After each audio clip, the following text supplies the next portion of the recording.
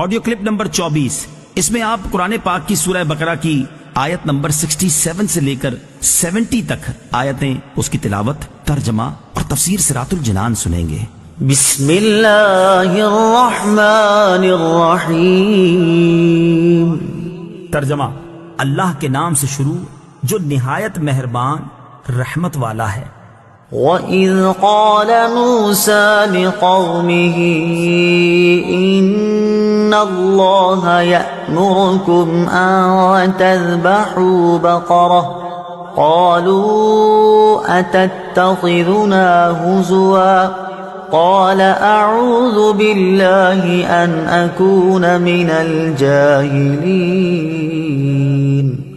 قالوا ادع لنا ربك يبين لنا ما هي قال إنه يقول إنها بقرة لا فارض ولا بكر عوان بين ذلك فافعلوا ما تؤمرون قالوا ادع لنا ربك يبين لنا ما لونها قال إنه يقول إنها بقرة صفراء فاقع لونها تسر الناظرين قالوا ادع لنا ربك يبين لنا ما هي إن البقرة شابه علينا وإنا إن شاء الله لمهتدون۔ ترجمہ: اور یاد کرو جب موسیٰ نے اپنی قوم سے فرمایا بے شک اللہ تمہیں حکم دیتا ہے کہ ایک گائے ذبح کرو، تو انہوں نے کہا کہ کیا آپ ہمارے ساتھ مذاق کرتے ہیں؟ موسیٰ نے فرمایا میں اللہ کی پناہ مانگتا ہوں کہ میں جاہلوں میں سے ہو جاؤں۔ انہوں نے کہا کہ آپ اپنے رب سے دعا کیجئے کہ وہ ہمیں بتا دے کہ وہ گائے کیسی ہے۔ فرمایا اللہ فرماتا ہے کہ وہ ایک ایسی گائے ہے جو نہ تو بوڑھی ہے اور نہ بالکل کم عمر، بلکہ ان دونوں کے درمیان ہو، تو وہ کرو جس کا تمہیں حکم دیا جا رہا ہے۔ انہوں نے کہا آپ اپنے رب سے دعا کیجئے کہ وہ ہمیں بتا دے اس گائے کا رنگ کیا ہے۔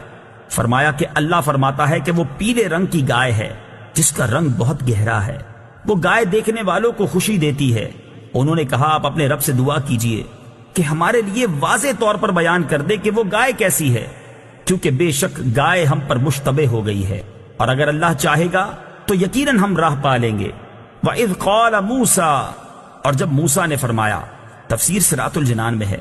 ان آیات میں یہودیوں کو جو واقعہ یاد دلایا جا رہا ہے اس کا خلاصہ یہ ہے کہ بنی اسرائیل میں ایک مالدار شخص عامیل کو اس کے عزیز نے خفیہ طور پر قتل کر کے دوسرے محلے میں ڈال دیا تاکہ اس کی میراث بھی لے اور خون بہا بھی، اور پھر دعویٰ کر دیا کہ مجھے خون بہا دلوایا جائے۔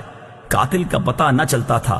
وہاں کے لوگوں نے حضرت موسیٰ علیہ السلام سے درخواست کی کہ آپ دعا فرمائیں کہ اللہ تعالی حقیقت حال ظاہر فرمائے۔ اس پر حکم ہوا کہ ایک گائے ذبح کر کے اس کا کوئی حصہ مقتول کو ماریں، وہ زندہ ہو کر قاتل کے بارے میں بتا دے گا۔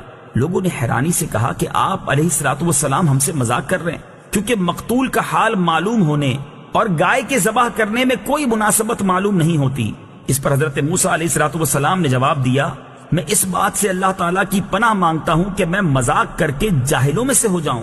جب بنی اسرائیل نے سمجھ لیا کہ گائے کا ذبح کرنا مذاق نہیں بلکہ باقاعدہ حکم ہے، تو انہوں نے حضرت موسیٰ علیہ السلام سے اس کے اوصاف دریافت کیے، اور بار بار سوال کر کے وہ لوگ قیدیں بڑھاتے گئے، اور بالآخر یہ حکم ہوا کہ ایسی گائے ذبح کرو جو نہ بوڑھی ہو اور نہ بہت کم عمر بلکہ درمیانی عمر کی ہو، بدن پر کوئی داغ نہ ہو، ایک ہی رنگ کی ہو، رنگ آنکھوں کو بھانے والا ہو، اس گائے نے کبھی کھیتی باڑی کی ہو نہ کبھی کھیتی کو پانی دیا ہو۔ آخری سوال میں انہوں نے کہا کہ اب ہم انشاءاللہ عز و جل راہ پا لیں گے۔ بہرحال جب سب کچھ طے ہو گیا تو ان کی تسلی ہو گئی، پھر انہوں نے گائے کی تلاش شروع کر دی۔ ان کے اطراف میں ایسی صرف ایک گائے تھی۔ اس کا حال یہ تھا کہ بنی اسرائیل میں ایک صالح شخص تھے، ان کا ایک چھوٹا بچہ تھا، اور ان کے پاس ایک گائے کے بچے کے علاوہ اور کچھ نہ رہا تھا۔ انہوں نے اس کی گردن پر مہر لگا کر اللہ تعالیٰ کے نام پر چھوڑ دیا اور بارگاہ حق میں عرض کی، یا رب عز و جل، میں اس بچیا کو اس فرزند کے لیے تیرے پاس ودیعت رکھتا ہوں تاکہ جب یہ فرزند بڑا ہو تو یہ اس کے کام آئے۔ اس نیک شخص کا تو انتقال ہو گیا، لیکن وہ بچیا جنگل میں اللہ تعالیٰ کی حفاظت میں پرورش پاتی رہی۔ یہ لڑکا جب بڑا ہوا تو صالح و متقی بنا اور ماں کا فرما بردار تھا۔ ایک دن اس کی والدہ نے کہا، اے نور نظر، تیرے باپ نے تیرے لیے فلاں جنگل میں خدا کے نام ایک بچیا چھوڑی تھی، وہ اب جوان ہو گئی ہوگی، اللہ تعالیٰ سے دعا کرو کہ وہ تجھے عطا فرمائے اور تو اسے جنگل سے لے آ۔ لڑکا جنگل میں گیا اور اس نے گائے کو جنگل میں دیکھا اور والدہ کی بتائی ہوئی علامتیں اس میں پائیں اور اس کو اللہ تعالیٰ کی قسم دے کر بلایا تو وہ حاضر ہو گئی۔ وہ جوان اس گائے کو والدہ کی خدمت میں لایا۔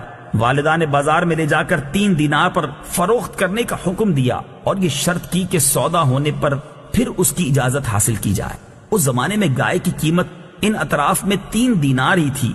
جوان جب اس گائے کو بازار میں لایا تو ایک فرشتہ خریدار کی صورت میں آیا اور اس نے گائے کی قیمت 6 دینار لگا دی، مگر یہ شرط رکھی کہ جوان اپنی والدہ سے اجازت نہیں لے گا۔